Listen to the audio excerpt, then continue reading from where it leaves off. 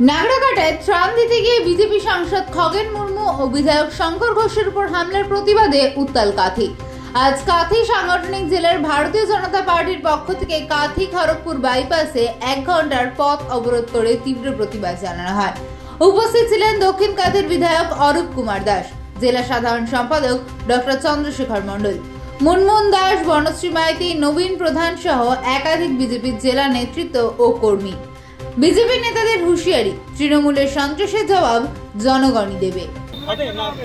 আসলে এ রাজ্যে কোনো প্রশাসন নেই, এ রাজ্যে কোনো পুলিশ নেই, এ রাজ্যে কোনো আইন নেই। কারণ স্বাধীনতার পর থেকে সারা ভারতবর্ষের এ ধরনের ভয়ঙ্কর ঘটনা কেউ কখনো দেখেনি যে নির্বাচিত সাংসদ, নির্বাচিত বিধায়ক ত্রাণ বিতরণ করতে গিয়ে দুর্গতদের মধ্যে জিহাদিদের দ্বারা পরিকল্পিতভাবে রাজ্য প্রশাসনের প্রত্যক্ষ মদদে তারা ভয়ঙ্করভাবে আক্রান্ত হচ্ছে, মৃত্যুর সঙ্গে পাঞ্জা হচ্ছে। এই ট্র্যাডিশন মমতা ব্যানার্জি চালু করেছে যে বিরোধীদের কোথাও কোনোভাবে কথা তো বলতে দেবেই না, এমনকি ত্রাণ বিতরণও করতে দেবে না, কারণ এরা মানুষের জীবনকে দুর্বিষহ করে তুলেছে।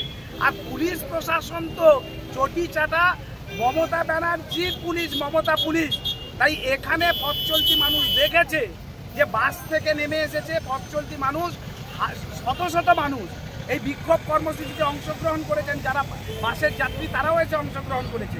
আর এতে বিচলিত হয়ে পুলিশ আমাদের কার্যকর্তাদের উপর হামলা করেছে, আক্রমণ করেছে। অথচ এই পুলিশ প্রশাসন যখন সাংসদরা আক্রান্ত হচ্ছিলেন জিহাদিদের দ্বারা, তখন এরা আমি মায়েদের সম্মান করেই বলছি যে এদের বোধহয় সেই শব্দবাক্য দেওয়া উচিত, হাতে চুরি করে এরা বসেছিল। আসলে এই পশ্চিমবঙ্গে প্রশাসন বলে কিছু নেই, এই পশ্চিমবঙ্গে আইন বলে কিছু নেই। আগামী দিনে মানুষ যদি